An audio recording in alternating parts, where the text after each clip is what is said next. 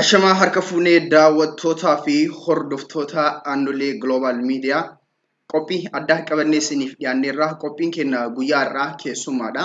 Haala oolmaa biyya USA magaalaa Minisootaatti dargaggoo yookaan qeerroo obbo Yeroon Geessee qabannee isiniif dhiyaanneerra.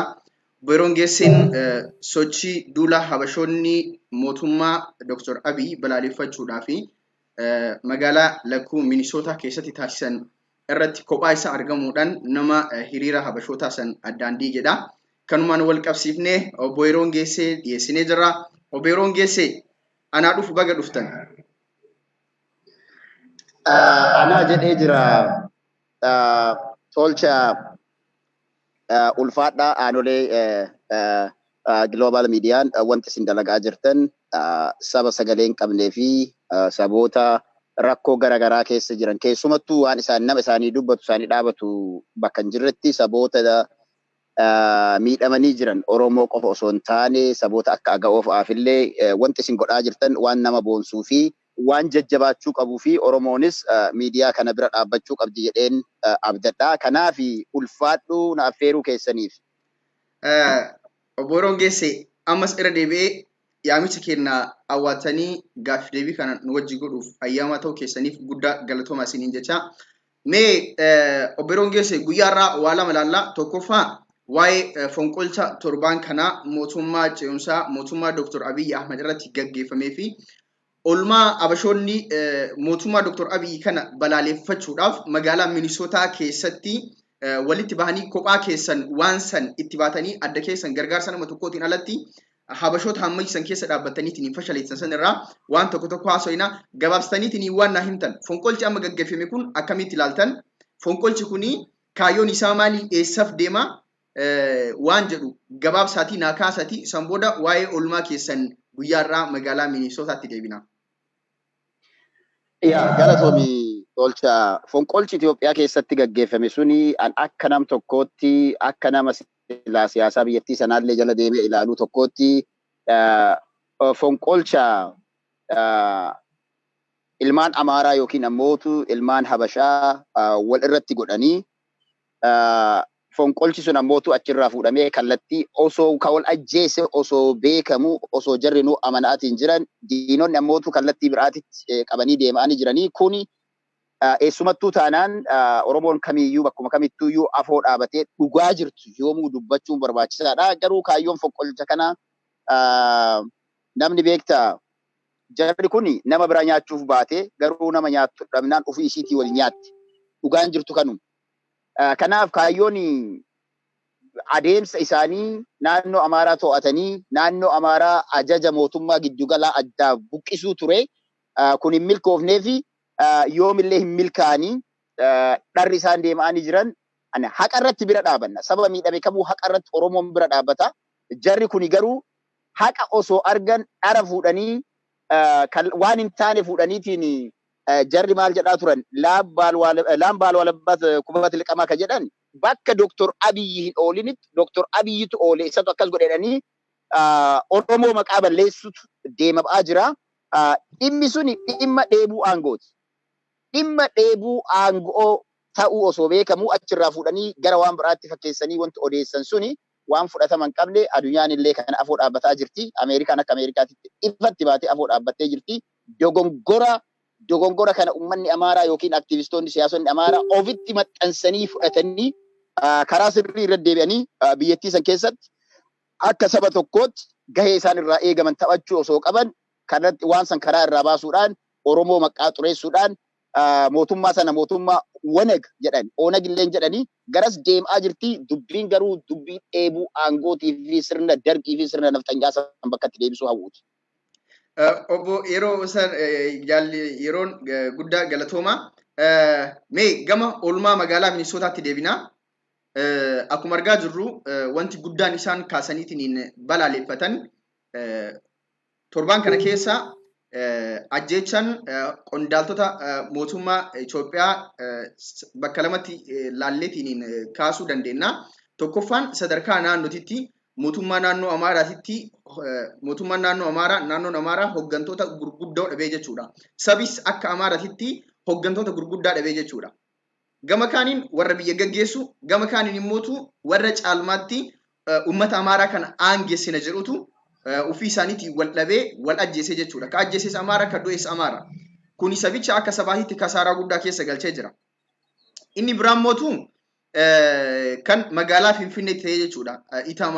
Itaamaajoor Shumiin raayyaa ittisa biyyaa Itoophiyaa Jeneraal Saara Mokonninii fi Jeneraalli tokko mootu kan soorama bahaniitiin keessummaa Jeneraal Saara Mokonnin bira dhaqan achitti ajjeefaman. Isaan kana keessa kan Jeneraal Saara Mokonninii fi kan Jeneraal Gizaayee Abarraa kana kophaatti dhiisanii waa'ee Dr. Jeneraal Asaaminootii fi Dr. Ambaachoo fa'aa fuudhanii akka waan uummata ofii isaaniitii wal ajjeese, uummata ofii isaaniitii aangoo barbaada dheebuu aangootiif wal ajjeese akka mootummaan Dr. Abiy waan kana godheetitti yeroo isaan waan kana dhiyeessantu jira.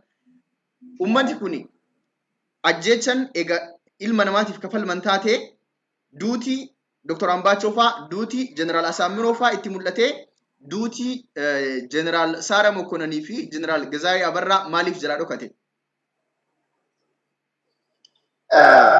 Kuni waa takka jechuun barbaada. Osoo garas hin deemne iddoo hiriira har'a uummanni kun bahetti jaarsota amata 70 fa'atu keessa jira.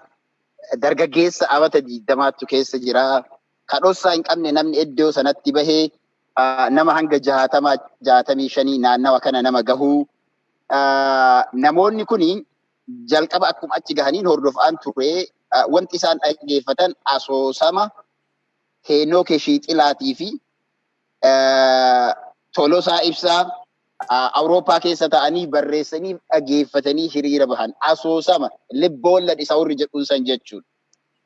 Dhugaa jirtu garuu aangawoonni naannoo Amaaraa takka takkaan gadi ta'anii obbo Gadduu irraa eegalee haqni jiru kana ofii kennaa wal nyaanne namatti quba hin qabnu osoo jedhan asoosama dharaa barreessanii dhara dhugaa fakkeessanii warri kun ummata kijibaan deemu. Kanaaf kan nyaatellee kan nyaatamellee Amaara. Kana jala sarananii liqimsuu dadhabuu qaban, danda'uu qaban. Oromoon kan ummata kana liqimsiisuu qaban. Har'a nu arrabsanii achuma dhiifama gaafatan.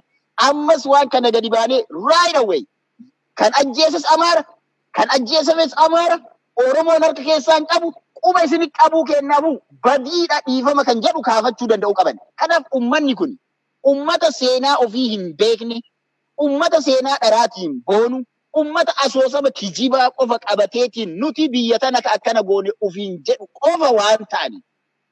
Dhimmoonni isaanii ammallee dhugaa irratti warra dhugaadhaan seenaa dhugaadhaan ijaaramte hin qabani. Kanaaf maqaa Saaraa Mokonnin yookiin Jeneraal Saaraa wanti isaan itti kaasaniif hin jiru.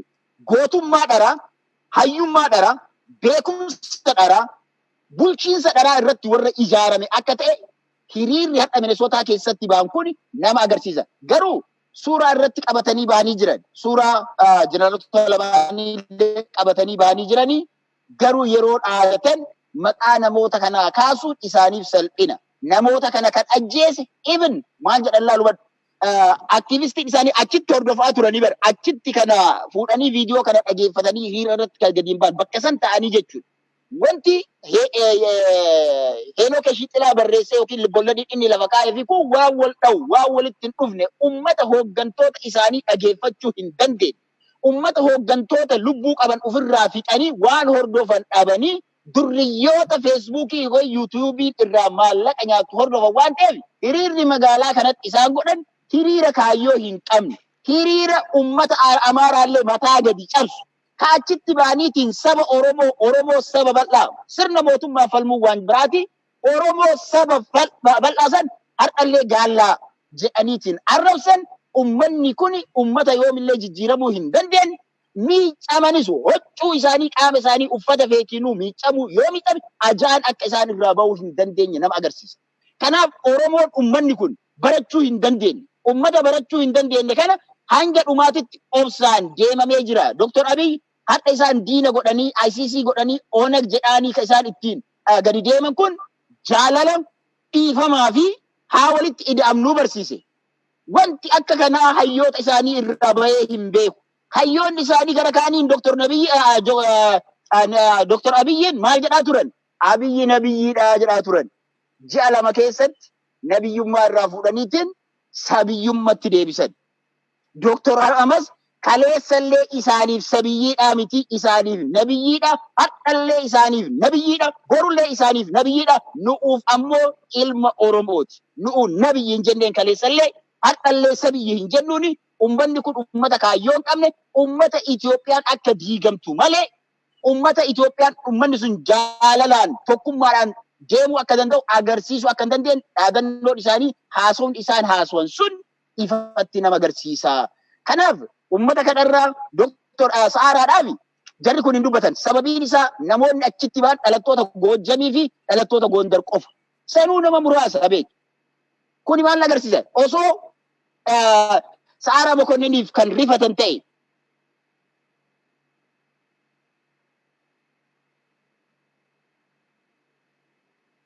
silaa itti argamuu qaba seeti. Ilmaan Tigree illee achitti argamuu qaban. Osoo isaan dhaadannoo sirrii qabatanii gadi ba'anii uummata Oromootti himanii haqa qabaniin Oromoon isaan cinaa dhaabbachuu qaba. Kuni zaranyinnet, gandummaa, zaranyinnet isii jedhamu sana የዘረኝነት hiriira zaranyinnet yookiin hiriira shanyummaa gosummaa isa xabbaab kanuun jedhan san xabbaabinnet isa dhiphummaa jedhamu sana isa sana gadi qabatanii ba'an malee hiriira rakkoo biyya sanaa ibsuu miti. Dr. Abiyyi bakka nun bu'uu jedhan. Dr. Abiyyi jaalatanii jibbanillee diyaaspooraan biyya kamuu jirtan anas dabalatee Dr. Abiyyi anaa miti bakka bu'u ummata biyya jiru san akka ta'e beekuu danda'uu qaban. Akka waan nuti isa fillee achi keenne akka waan Ameerikaatti nu bulchaa jiru nu bakka bu'u nuti isa dheebifne warri jedhu kuni ummata kaayyoo hin qabne ummata maaliif akka jiraatan hin beekne ummata saba isaanii biratti yeroo rakkoo bira dhaabbatanii rakkina kana keessaa baasuu irra maal jedhan isaan mammaaksa isaaniitiin cittoo irraan fanxoo jetti Oromoon. Cittoo irraan fanxoo akka jedhamu sana ummata mootii ofii hooggansa ofii fixee jedhe silaa hooggansa biraa yeroo baasuu qabanitti naannoo Amaaraa tasgabbii dhaban dhorgaa warra jiru waan ta'aniif hiriirri kun hiriira wallaalummaa, hiriira dheebuu aangoo, hiriira abbaa irrummaa, hiriira ammallee alaabaa Minilik qabatanii ba'an. Namni tokkochi alaabaa Itoophiyaa ammaa of keessa qabatee bahe hin jiru.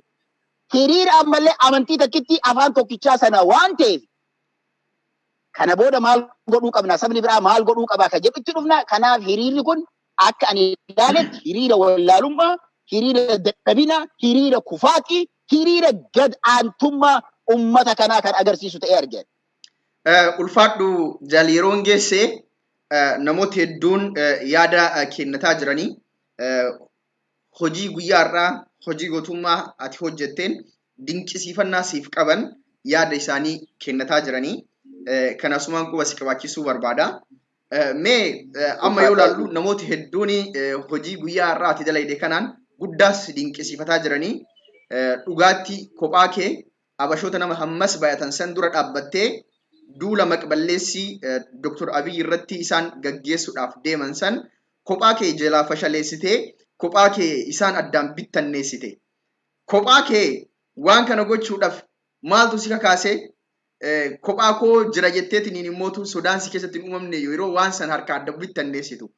Isaanoo kophaa kee akkamitti si jalaa mo'amuu danda'an? Wanti akka waan yaadde kanatti milkooftee kophaa kee isaan addaan bittanneessuu si dandeessisa. Icciitiin isaa maali? Icciitiin isaa Oromummaadha. Sabboonummaadha.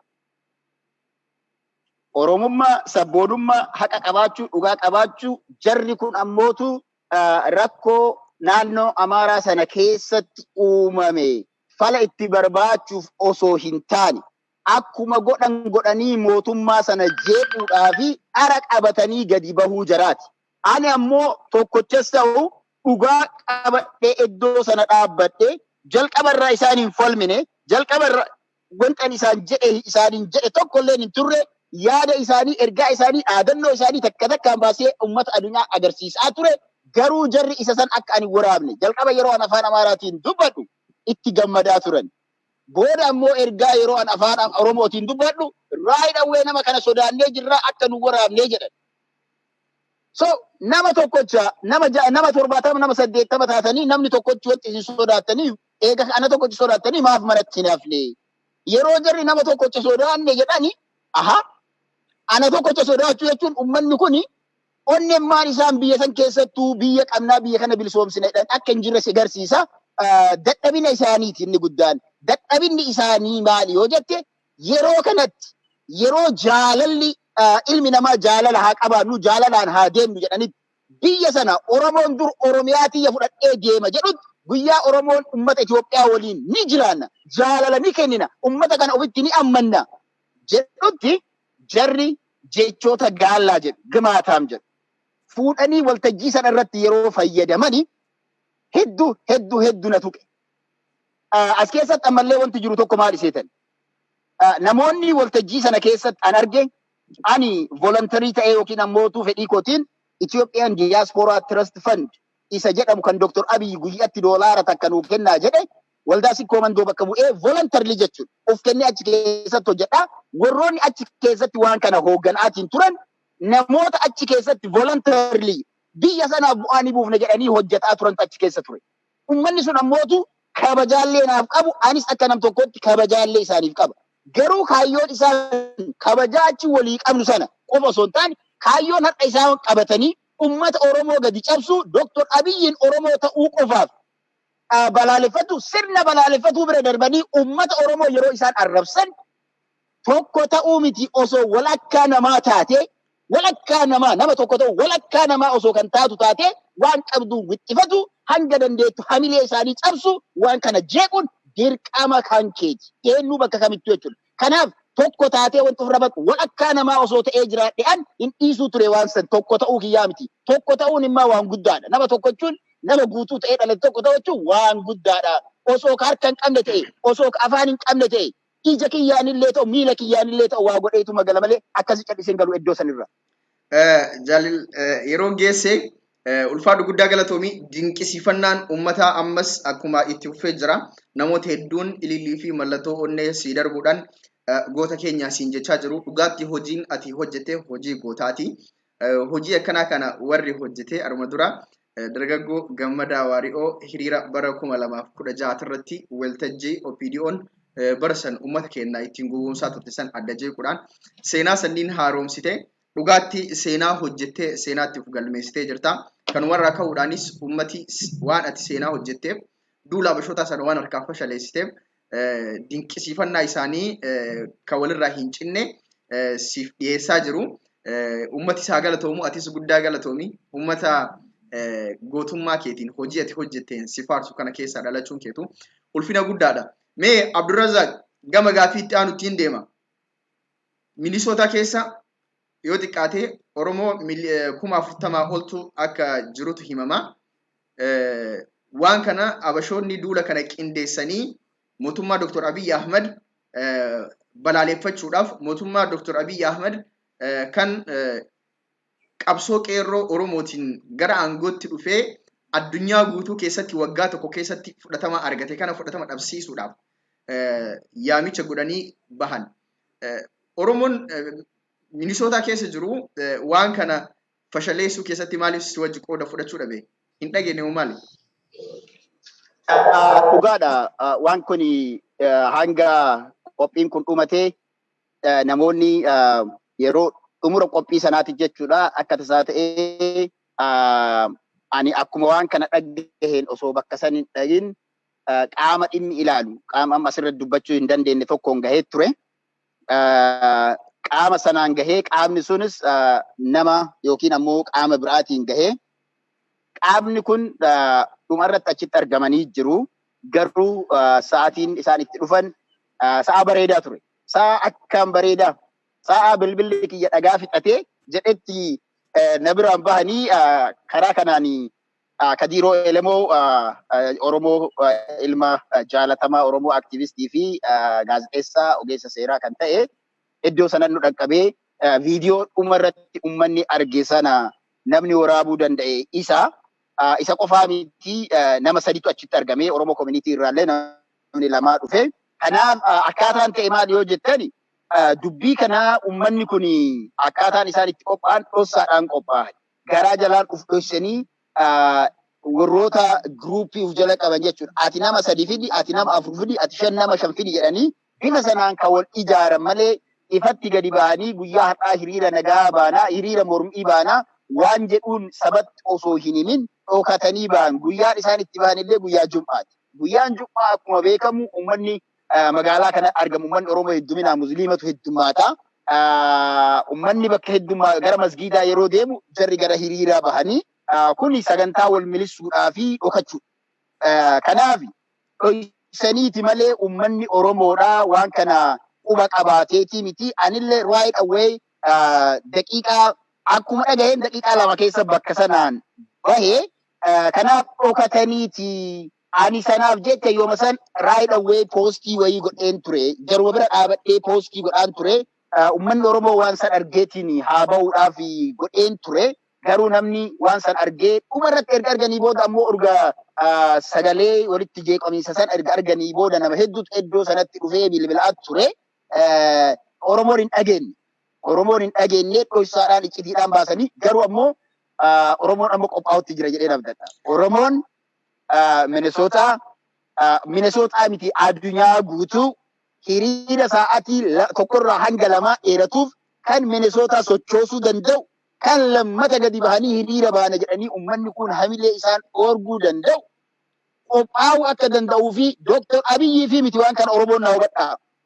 Bakka Dr. Abiyyi san osoo gadduun jiraate adeemsi amma jarri yookiin ammootu tiimni Abinii fi injiinar maqaa isaa dha'uun barbaadu ani nama ilma obboleeyyan isaa fixe maqaa dha'uun barbaadu jeneraaltichi isaanii jechuudha. Kan ilmaan obboleeyyan isaanii nyaate suni deeggartoonni namoota kanaa nama yakkamaa, nama hayyuu biyyaa, nama mootii biyya tokko nyaatu warra deeggaran kan isaan sana faallessu hiriira ajaa'ibaa Minesootaa miti addunyaa guututti kana booda bifa isaan rifachiisuu danda'uun bifa lammata gadi hin baaneen godhamuuf deema. Kana ni agartu yeroo gabaabaa keessatti kun hin callifamu. Har'a irraa eegallee uummanni garaagaraa addunyaa kanarraa uummanni mari'ataa jira. Kana booda waa takka hubadhaa. Dr. Abiyyi Oromoo ta'eedhaaf miti. Oromoon amma durallee haqaaf dhaabatti. Haqaaf dhaabachuu biratti abbammaan fedhe biyya sanaa bulchuu nama xurii hin qabneen xurii namatti fe'uu irratti abadan inuma hin dhiisne kun Dr. Abiyyiif jennee hin goonu Oromummaadhaaf goona haqa qabnuuf goona. Haqa qabnu birallee dabree guyyaa uummanni kun haqa qaban gaafachuu dhiisanii yookiin waan fedhe isaanii ibsachuu dhiisanii Oromoo bakka maqaa xureessanitti har'allee uummanni kun sammuun isaanii amma dura jedheen tureen. Sammuun uummata kanaa sammuu Haile Sillaaseen yaaduun biraas hin dabarre. Dhumate bakka uummanni sammuu Haile Sillaaseetiin yaadu alaabaa Haile Sillaasee qabatanii dhufan. Alaabaa miliinii qabatanii dhufan. Maaksimamoon wantoonni isaan harkaa qaban alaabaan isa kana. Kanaaf uummanni kun waggaa 60 uf duuba deebistanii yoo laaltan uummata sammuun isaanii waggaa 60 uf duuba jiru waan ta'eef Oromoon ammoo uummata kana har'aa miti waggaa jaarraa tokkoof dura deemnee waan jirruuf waan kana jara kana barsiisuu qabna. Uummata kana akka of sirreessanii biyya san keessatti akka lammii tokkootti kabajaadhaan akka jiraatan gochuu qabna. Isaan balleessan jennee nuti waan biraa itti baasuun isaan barsiifnee karatti isaan sirreessinee biyya san keessatti gahee isaanii gahee maaliif Oromoon nu dhiibee waan jedhu kana Oromoon hin dhiibu nama. Oromoon ni hammata. Biyya isaa keessatti Oromoon kan uummata kana dhiibu osoo taate waan takka beekuu danda'u qaban. Waggoota 3 darbe uummanni Tigreedhaa Oromiyaa keessaa hin buqqaane. Oromoon hammateetiin taa'e. Uummanni Amaaraa hin buqqaane hammateetiin taa'e. Osoo Oromoon uummata kana ka buqqisu taate Amaarri waan takka beekuu danda'u qaba. Akka handaaqoo oofana keessa jirtu yookiin ammoo gullichaa irra jirtuutti jechuudha. Achuma waadamanii dhuman osoo Oromoon waan hamtuu ka yaadu ta'e. Kanaaf uummanni kun uummata bakka ofii jiru waan hin beekne waan ta'eef wallaalaa barsiisaa bira dabarraa barsiisuu kana keessatti ammootu arraba qofaan osoo hin taane bakka isaan ulee barbaadanitti uleen barbaachisaadha. Mootummaan Itoophiyaa ammoo waa hedduu waan sirreessuu danda'u qabutu jira. Hanga ammaa jaalala jedhaa asiin nu gahanii jiranii jaalala kan beelillee arginee jirra. Uummanni Oromoo jabaadhaa bakka jirtanitti ammoo uf eegaa. Wanti har'a Minesootaa ta'e kun Ijiptitti boru ta'uu danda'a. Jarmanitti ta'ee jira. Awurooppaa Ingiliizii ta'uu danda'a. Kaanaada ta'uu danda'a. Isteeta garaagaraa ta'uu danda'a. Kun uf eeggannoo nu barbaachisa. Bakka isaan waan takka agarraan halkanii guyyaa hordofaa. Takka agarraan dhaqaa bira dhaabbadhaati isinis deeggarsa qabdan agarsiisa. qabxii amma mootummaan maal gochuu qaba waan jedhu san gara dhumaatti itti deebina. Hordoftoota keenyaa kun kan daawwataa jirtan Annolee Global Media qophii keessummaati. Keessummaan keenya guyyaarraa yeroo geessedha. An kan sagantaa kana geggeessu Tolchaa Hussein Maddaati. Gaafiif deebiin dargaggoo yeroo geessee wajjin goonu gara maahiitti dhihaataa jira. Obbo yeroo geessee bifuma wal fakkaatuun yaaliin akka har'a Minisootatti taasifamee kuni biyya Jarman keessattis taasifamee jira. Qeerroowwan dargaggoonni Jarman magaalaa Frankfurt jiran akkuma ati goote kanatti wal gurmeessuudhaan nama haguudhaan duula maqballeessii abashoonni Dr. Abiy irratti gaggeessuudhaaf hiriira magaalaa Frankfurt keessatti bahan tiimni dargaggoo Maamunaa Boon hoogganamu waan san harkaa fashaleessee sirni feudalizimii suni kana booda hawwii ta'ee hafa malee akka hin deebine biyya saniif kan barbaachisu federalizimiidha jechuudhaan uummata Habashaa san qaanfachiisaniitiin adda galchanii dhugaa Minisootattis Jarman magaalaa Frankfurtittis waan hedduu nama gammachiisuu dalagame kana booda qeerroon biyya keessaa fi biyya alaatis roorroo maqballeessii Oromoo irratti godhamu akka hin cabnetti awwaalaa jira. Haa ta'u iyyuu malee duulli kun har'a Minisootatti haa fashalu malee Jarman Frankfurtitti haa fashalu malee ammayyuu ummati farra jijjiiramaa ta'an kuni ummati walqixxummaatti hin amanne kuni humnoonni walqixxummaatti hin amanne kuni kallattii biraatiin Oromoo dadhabsiisuudhaaf mootummaa kana fudhatama dhabsiisuudhaaf injifannoo Oromoo kana balleessuudhaaf olaantummaa isaanii isa duraanii san deebisuudhaaf wanti isaan hin goone hin jirtu. Kanaaf ummati Oromoo akka sabaatitti waan kana kallattii kamiinuu ofirraa qolachuudhaaf yeroo hundaa irra aanuudhaaf maal gochuu qaba? Dargaggeessa akka dargaggeessaatti, jaarsa akka jaarsatitti, qeerroon akka qeerrootitti, dubartiin akka dubartiitti, warri dhiiraa akka dhiiratitti maal gochuu qaba? Maaltu irraa eegama? Ummati kun bifa kamiin ijaaramuu qaba? Bifa kamiin socho'uu qaba jettee yaadda? Ulfaadhu gaafichi kun gaafii baay'ee ulfaataa fi gaafii baay'ee murteessaa fi barbaachisaa. Yeroo kana keessatti Oromoon maal gochuu qabna jedhee bakka jiru hundatti bal'inaan gadi taa'ee mari'atee karooraa fi istiraateejii addaa irratti baafatee irratti hojjechuu kan qabu. Haa ta'uti ammoo of dura wanti kun mariin hayyoota Oromoo bal'inaan waan kana irratti hojjeta jedhee abdiin qabaa. Akka aktiivistootaatti illee aktiivistoonni keessattuu aktiivistootaa fi jalqaba aktiivistoonni maal gochuu qabnaa yoo jenne gaheen aktiivistoonni qaban olaana. Gahee warri miidiyaa harkaa qabdan kun warri miidiyaa qabdan hojjetaa jirtan kun baay'ee olaana. So wanti godhuu qabdan akka aktiivistootaatti isaan irraan eegalaa tokko dhugaa jirtu yoomillee hin sodaatinaati afoo dhaabadhaatii falmadhaa dhugaa sana dubbachuu irraa of duuban deebina. Dhugaa lammaffaa olola diinaati. Olola diinaa yeroo isaan olola hin taane cabsan ololuma isaanii as fidhaati wal bira fidhaa ololli kun kana yeroo irra fudhaa jechuudha. Yeroo fudhata waan kana hojjechuun diinagdees gaafata akka miidiyaa keessanii kana fa'a jechuudha. Oromoon bira dhaabbattee isin yeroo dabalataa qabaattanii halkanii guyyaa hojjettanii waan jiru gadi baastanii sa'a bal'aa irratti mari'attanii uummata akka barsiistan isin bira uummanni dhaabbachuu qaba. Namni dur OMN hin qabna. Sagaleen OMN hangam akka laafatte argaa jirta yaa ilmaan Oromoo. Kanaaf sagaleeleen biyyatti galte laafataa jirti. Haqa jiru sirnaan baasuu irratti waa hedduutu laafataa deemaa jira. Kanaaf warri miidiyaa gahee isin irraa eegamu taaphaadha. Hin sodaatina. Iccitii jiru gadi baasaa. Hayyoota Oromoo mariisisa. Oromoo maal godhuu qabaa? Nama 5 6 affeera 1 2 3 assaayimentiin jala kennamee fayyadu. Ammaaf qeerroo biyyaatii fi Oromoota biyya alaa jiraniif waa takka jedhaan.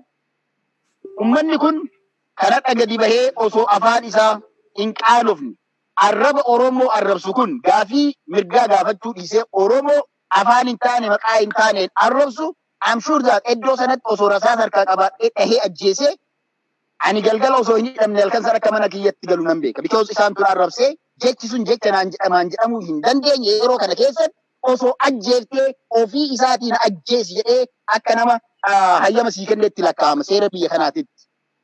Naabayi jennaan osoo bahuu dide malee yeroo sana dhugaa dubbachuuf yoo taate waan biraa keessallee seenamuu danda'a. Mirga qaba'an mirga guutuu qabda. Hin tuqini yeroo akkasiillee bakka namni si tuqe ammoo hin sodaatini waan godhuu qabdu sana godhi. Tumamtee arrabsamtee harka dhooftee hin galin. Abadan. Inni biraa Oromoon siyaasaadhaan olaantummaa argannee jirra. Jaalatanii jibbanillee ofumaaf guddifatan malee bakka durii hin deebinu abadan. Siyaasaadhaan olaantummaa arganneera, diinagdeedhaan olaantummaa hin arganne. Oromoon istirateejii tokko isiniif hima. Har'a irraa amma durallee waan kana jedhee ture. Waan an jedhe boodaan achi boodaanillee ergaa wal fakkaatu. Obbo maali barreessaan kafaa'u. Yaadattanii barreessaa kafaa'u yoo jedhu. Waa jedhanii turan. Maal jedhanii? Dhimma gabaatii wal qabatee jechuudha. Nama afaan keetiin si dubbisee sitti waa gurgurachuu hin dandeenye irraa hin bitinii jedhan. Let me tell you this. Har'a wanti an argee fi wanti na barsiise amma booda kana economic advantage Oromoon biyya isaa fi lafa isaa irratti argachuu barbaadan taanaan shaayii dhugdu mana Oromootichaati dhugi. Buna dhugdu mana Oromtichaati dhugi. Biddeena nyaatu mana Oromtichaati nyaatu. Irraa hin bitin. Itti yoo sirraa dhufanii hin bitan akka jedhan taate itti gurguran hin bitin irra. Kana yoo gochuu baan economic ka nyaannu mana isaaniiti, ka rafnu mana isaaniiti, ka dhunnu mana isaaniiti, ka yaabbannu konkolaataan ka isaaniiti. Gara naanni laffaanaa qabeenya fayyina fuunee itti kennine qabeenya keenya sanaan ammoo miidiyaa gara ijaaranii olola gara garaa mootummaa irratti nurratti banaatiin jiran. Kanaaf uummanni Oromoo sirna gabaa isaa sirreeffachuu qaba. Sirna diinagdee isaa ittiin to'atu yoo xiqqaate isii kana yoo godhe alagaa si keessatti qe'ee kan kee keessa taa'ee sirratti dalagu laamshessuu ni danda'ama. Laamshessuu ni danda'ama. Guyyaa takkatti, galgala takkatti, torbaan takkatti, ji'a takkaa ol sirratti boonuu ni danda'u, harka kennachuu ni danda'ama. Dhiifama si gaafachuu ni danda'a. Kanaaf Oromoo gabaa kan ta'e dhaabatu. Diina jala deemtee diina irraa waa hin bitini. Inni biraa waa hedduutu jira. Kan mootummaan gochuu hin dandeenye, kan sabni hojjetu, kan qeerroon dalagu. Qeerroon ijaarama. Marii keessan diinni hin beekin. Waan isin godhuuf deemtan diinni hin beekin. Waan gootan godhamee malee maal godhuuf yaadanii hin beekina. Oromoon yoo xaqise uummata kana ni hollachiisa. Oromoon yoo xaqise hirriba dhoorga. Jawaar Mohaammed miidiyaa irraa baduu isaatiin Habashaan waan nyaattu dhabde. Waan nyaattu dhabdee walitti garagaltee wal nyaatte. Dur Oromoo nyaatanii beeka. Oromoon cal'isaatuma waan gootan garaa garaan hin rafinaa 24 hours waa'ee fiicharii Oromoo yookiin fuuldura Oromoo irratti dalagaa. Oromoon rakkoon keenya tokko nuti yoo waa dhalatan walitti fiigna guyyaa tokko eventiin tokko yoo dhufe hooy ni jenna achi booda deebinee manatti deebina. Rakkoon Oromoo continuously wal faana itti fufiinsaan waan saba keenyaaf ta'u waan waggaa 50 yaadanii hojjechuu dadhabutu jira. Isa kana ammoo hayyoonni Oromoo nurraa hin cal'isnaa. Walaa dhageeffannu, walaa caqasnu, wal qeequu fi wal irratti duulu jara haa baanu tokkichummaan haa dhaabbannuudha falli Oromoon qabdu kan. Ulfaadhu obbo Yeroon geesse gaafii irraa maayii takka si gaafadha. Hordoftoota keenyaa kun kan daawwataa jirtan Annulee Global Media irraa qophii keessummaati. Keessummaan keenya guyyaa irraa dargaggoo obbo Yeroon geesse nama guyyaa irraa kophaa isaa hiriira mormii bulchiinsa mootummaa Dr. Abiy Ahmed magaalaa Minnesota keessatti gaggeeffame nama kophaa isaa addaan diigee habashoota murnoota faallaa jijjiiramaa kana tahan gargar facaasedha.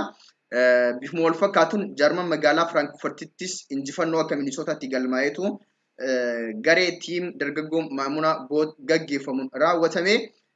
Isa kanarra jirra. Gama dhumaatitti ummati akka ummataatitti kana godhuu qaba jetteetiniin yaada kee lafa nu keettee jirta. Mootummaan hoo akka mootummaatti maal gochuu qaba? Fakkeenyaaf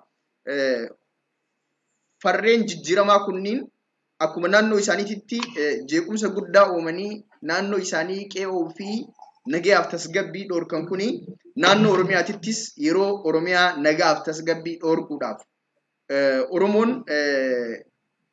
akka nagaan arganne yeroo isaan godhan argaa jirra. Fakkeenyaaf Asallaatti jeequmsa guddaa kaasanii lubbuu namaa yeroo baasan Oromoo harka baasuudhaaf tattaaffii isaan godhantu jira. Adaamatti bifa wal fakkaatuun akkasii, Goobbatti bifa wal fakkaatuun akkasii, torban darbe keessa magaalaa Direedawaa keessatti gareen Saatanaa jedhamu murni miseensota aban ta'e gurmuun maqaan isaa Saatanaa jedhamu qarree intala Oromoo takka tanagaan karaa deemtu yeroo itti ajjeesantu jira. kaayyoon isaanii akka xiinxaltoonni siyaasaa hedduun lafa kaanitti Oromiyaa dirree jeequmsaa godhuudhaaf bulchiinsi mootummaa Dr. Abiyyi kun akka lafa hin qabanne akka fudhatama hin arganne Oromoon biyya gaggeessuu hin danda'u waan jedhamu wantoota akka isantu jira. Mootummaan akka mootummaatitti tarkaanfii seeraa fudhataa hin jiru maqaa dirree dimokiraasii bal'isuu jedhuun yeroo dhaabbatee itti ilaaluu jira. Wanti sun immoo balaa amma torbaan kana biyya isa mudate affeeree jira. Wanti kun akka dhaabbatu olaantummaan seeraa akka kabajamu mootummaan akka mootummaatti maaltu irraa eegama?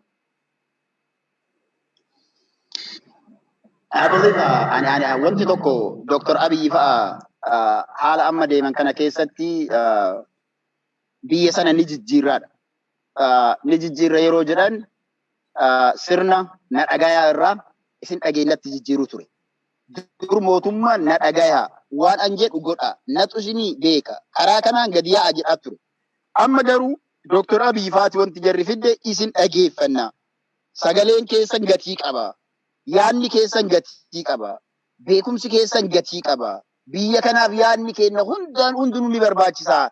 Kanaaf waan hojjettan karaa dimokiraasiitiin karaa nagaatiin hojjedhaa jedheen. Jarri garuu karaa dimokiraasiitiin deemaa yeroo jedhan dhiisteeti kara dur beekan muuxannoo irraa qaban waan abbootiin isaanii itti maatiin gorsan qawweedhaan balaw isii jettu jalatti warri guddate. Nagaa warra jedhu osoo hin taane nagaatu barbaachisa. Warra jedhu osoo hin taane dhukkee irraa kaasi ajjeesi dammallaaf dhiiga deebisi. Gumaa kan kee kabalchiisu wal irratti jechuudha obboleeyyo sirna sanii warri guddate carraa argatan. Carraan isaan argatan maali? Mootummaan inni isinii dhuu karaa nagaatiin socho'aa jedhee jarri daangaa nagaa beekuu hin dandeenye. Daangaan nagaa eessaa? Dimokiraasiin eessarraa hanga eessaatti? Mirgi an qabu eessarraa hanga eessaatti jechuun hin galleef. Kanaaf mootummaan ammoo yeroo jarri daangaa qaxxaamuranillee cal'iseetuma laali. Yeroo jarri sarara diimaa qaxxaamuran irra deddeebi'anii jechuun cal'iseetuma laali.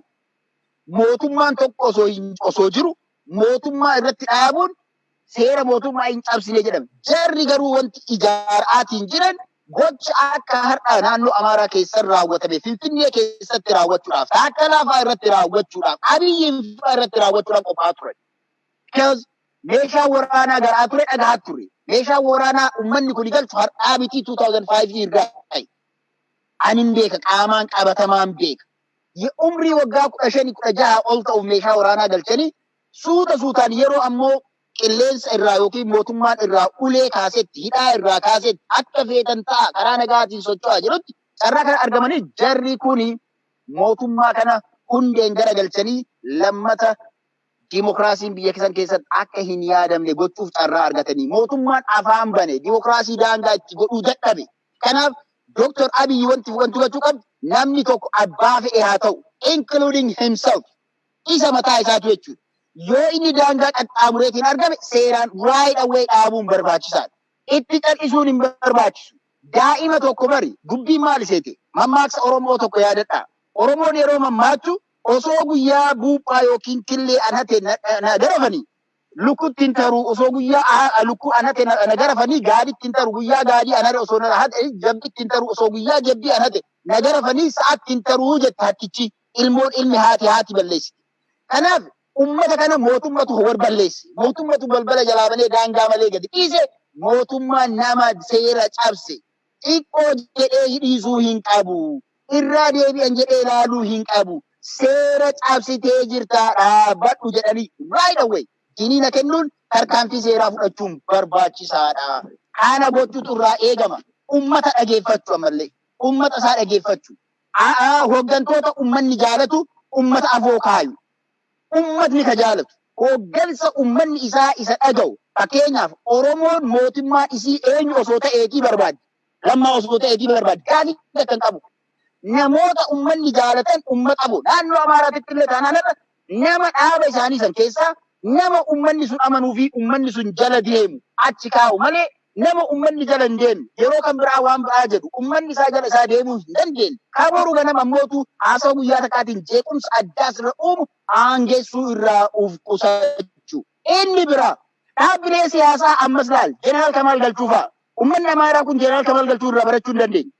Aangoo kennanii fi yeroo aangoo sarara waraqaa sarara sadiitiin irraa buusan dhaabbilee bira deemeef karaa nagaa jedheeni. itti fufaadheen yoo kanaan kun isin baasa. Kuni dogongora mootummaan dalage keessaa tokko. Mootummaan kan gochuu qabu dhaabbilee siyaasaa, dhaaba siyaasaa ODF'n qofa ofi dhiyeessanii harkaa qaban amma dogongora kunillee dhaabbilee siyaasaa hunda isaaniitu ija tokkoon akka abbaatitti jechuudha. Abbaan ilmaan ofii ija tokkoon laalaa, ija hunda ilmaan ofii isa hunda isaaniitu ija tokkoon laalanii ofi dhiyeessanii waliin yeroon isaan itti hojjetan yeroon paartileen siyaasaa yoo kaayyoo Oromootiif kan dhaabatan taate fedhii uummata akka paartilee siyaasaa Ameerikaa dhimma Ameerikaa irratti Dimokiraatii Riippablikaan garaagarummaa hin qaban.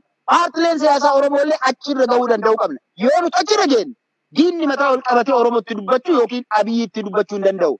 Hubadhu. Korbeessi abbaa jabaa eege ala kaataa jedhan. Abiyyi uummata jabaa yoo qabaate akka fedhe ta'a. Yoo uummata isaa of harkaa hin qabaanne garuu akka salphatti waan fedhan gochuu waan danda'aniif. Doktor Abiyyi uummata isaa ofitti qabachuu danda'uu qaba. Ammallee irra paartilee siyaasaa kana jedhee achoo uummata isaa 100%, not 99%, 100% uummata isaa sabaaf sablammoota uummata Amaaraa cunqurfamaas dabalatee uummata Tigraay dabalatee ofitti qabuudhaaf istiraateejiin isaan ittiin hojjechuu qaban ammallee halkanii guyyaa hojjechuu qaba mootummaan kun.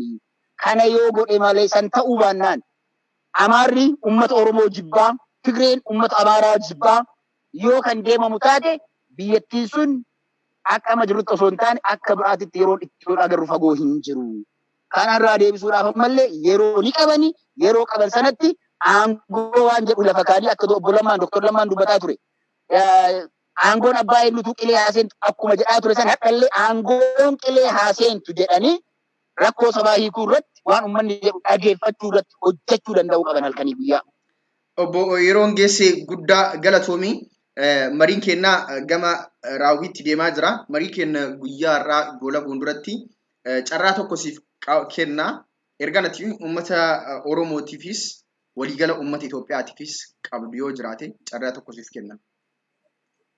Yaa ergaan ani uummata Oromootiif qabu uummanni Oromoo waan fedhe haa ta'u dhugaa qabadhaa dhugaa wajjin dhaabbadhaa yeroo kamiyyuu. Eenyuyyuu taanaan ilmaan Oromoo kan dhugaa qabatanii rakkoo keessaniif dhaaba siyaasaas qabaatanii yookiin ammoo akka nama tokkootitti illee akka aktiivistiitti illee hojjetan warra dhugaa qaban wajjin dhaabbadhaa warra shira xaxaatiin deeman saaxilaa ofirraa baasaa shirri eessumaayyuu Oromoo hin geessu osoo ka shirri nama mo'achiisu taate anadha kophaa kiyya ummata sana aboon dhaabadhu ture. Dhugaa qabachuudhaan ummata aboo dhaabachuu dandeettani warri dhugaa qabdan ammoo dhugaa qabdan sana yeroo kamiyyuu irraa of duuban deebinaa ummanni Oromoo tokkummaa keessa cimsa. Ummanni Oromoo naannummaa, gandummaa fi amantii